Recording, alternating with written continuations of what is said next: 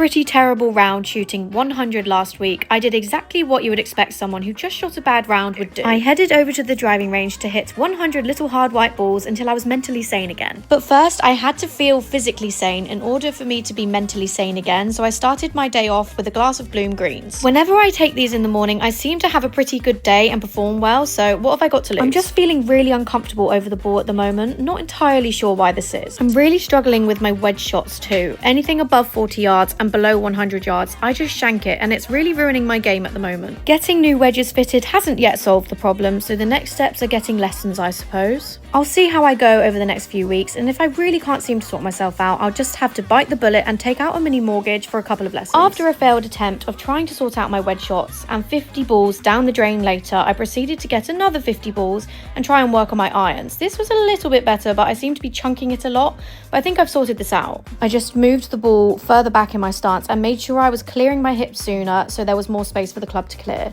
I'll keep working on it as always, but it's the short game letting me down at the moment once again. My putting though, probably my favourite part of my game at the moment. Never thought those words would ever come out of my mouth.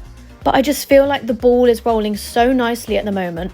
Weird one though, I was using 3 different balls today and they were all rolling completely different, which is really interesting and something I didn't really know was going to affect anything.